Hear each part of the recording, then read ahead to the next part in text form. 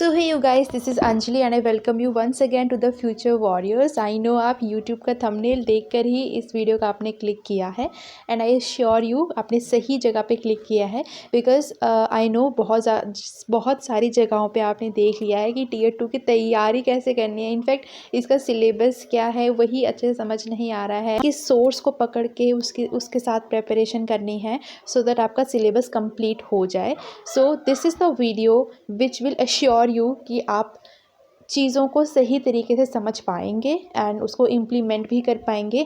So make sure आप इस channel को सब्सक्राइब कर लो और साथ ही साथ ना टेलीग्राम पर भी जुड़ जाना बिकॉज मैं अभी जितनी भी बातें मैं आपके साथ शेयर करूँगी ना वो सबकी PDF मैं आपको टेलीग्राम पर ही प्रोवाइड करूँगी। Make sure you watch this video till the and.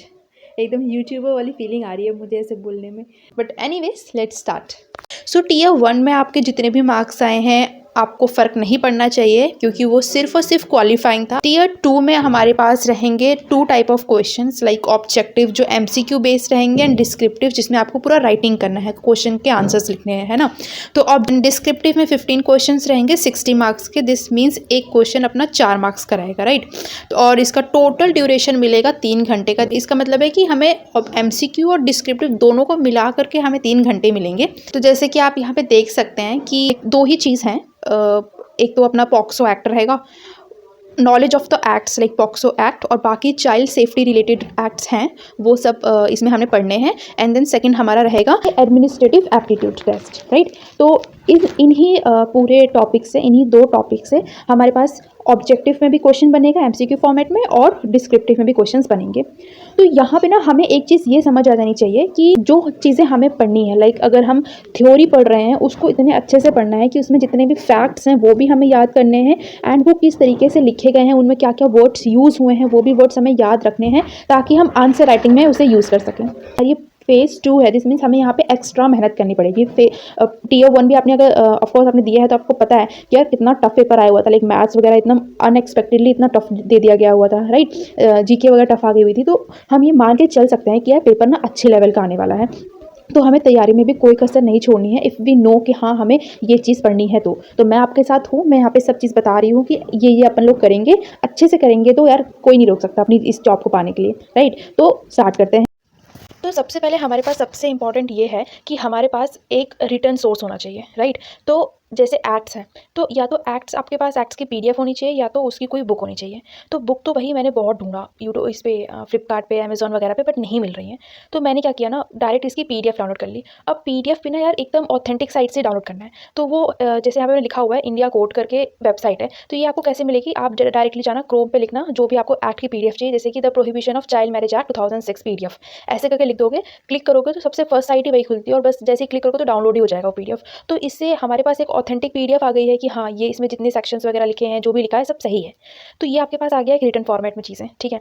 और दूसरा है चैट GPT। अब चैट GPT को कैसे यूज़ करना है वो आपको शायद बहुत अच्छे से पता होगा कि हम क्या करते हैं, सिर्फ उसमें लिख देते हैं एक्ट के बारे, एक्ट लिख देंगे एंड देन हम लिखेंगे कि शॉर्ट नोट चाहिए इसके बारे में, तो वो पूरा अच्छे से एक्सप्लेन करके लिख देगा। तो मैंने उसे कॉपी डाउन भी कर लिया है। सो यही 2 सोर्सेज हैं जो मैं टीयर 2 के लिए फॉलो करने वाली हूँ एंड यही मेरे सोर्सेज रहेंगे एंड आपको भी यही सोर्स फॉलो करने चाहिए। सो फ्रेंड्स, ये वही नोट्स हैं जो मैंने प्रिपेयर किया है with the help of chat GPT। तो जैसे मैं अभी आपको डेमो के लिए सिर्फ ये prohibition of child marriage act और एक और है अपना ये चाइल्ड लेबर वाला, वो 2 शो कर रही हूँ। की पॉइंट्स आपको दिख रहे हैं, ये हमारे लिए डिस्क्रिप्टिव में भी यूज़फुल रहेंगे और ऑफकोर्स फैक्ट्स भी हैं यहाँ पे लिखे हुए हैं, तो फिर वो हमें ऑब्जेक्टिव में यूज़फुल हो जाएंगे, राइट। और ऑब्जेक्टिव में भी ऐसा नहीं है कि डायरेक्टली पूछ लिया जाएगा, स्टेटमेंट बेस्ड भी आ सकता है। तो हमारे पास हर एक तरीके की नॉलेज होनी चाहिए, सब्जेक्टिव भी एंड ऑब्जेक्टिव भी। तो उसके बाद ये ऑब्जेक्टिव हो गया। देन डेफिनेशन में अब यहाँ पे ना जो बहुत ज़्यादा इंपॉर्टेंट सेक्शंस हैं उसको मैंने साथ साथ में मेंशन किया हुआ है। तो डेफिनेशन है तो सेक्शन 2 में है ये चीज़, तो ये मेंशन किया है। देन मोस्ट इंपॉर्टेंट, मेल की क्या एज है कि वो बेसिकली चाइल्ड मैरिज के अंदर, चाइल्ड मैरिज एक्ट के अंदर आता है, तो वो है 21 ईयर्स, बिलो 21 ईयर्स। फीमेल है बिलो 18 ईयर्स है, ठीक है। तो ये चीज़ें हैं यहाँ पे। उसके बाद नेचर लिखा हुआ है। तो जो चीज़ एक प्रॉपर स्टेटमेंट बेस में चाहिए वो मैंने यहाँ पे लिखा हुआ है। देखो हर एक के ना मैंने 12 पॉइंट कंप्लीट किए हुए हैं और उसमें ना पूरा कंप्लीट है। तो देखो जैसे मैंने यहाँ पे ये शो किया आपको, ये वॉइड चाइल्ड मैरिज एक्ट आ गया, सेक्शन 12 में है ये, then punishment under the act. तो ये सब चीज़ें हैं, इसको मैं डिटेल वीडियो भी बनाऊंगी इन सब चीज़ों का, बट मैं आपको जस्ट दिखा रही हूँ कि how I am going to help you if you want my help, ठीक है। तो इस तरीके से मेरी तरफ से आपके लिए रहेंगे चीज़ें। 7th 8th point 9th point nature आ जाएगा उसमें। देन देखो मोस्ट इंपॉर्टेंट यार जो कीवर्ड्स होते हैं जो हमें अपने आंसर राइटिंग में मेंशन करना ही करना है, उस तरीके से मैंने लिख रखा हुआ है। तो ये आपके लिए बहुत अच्छे से ये नोट्स आपकी हेल्प करने वाले हैं।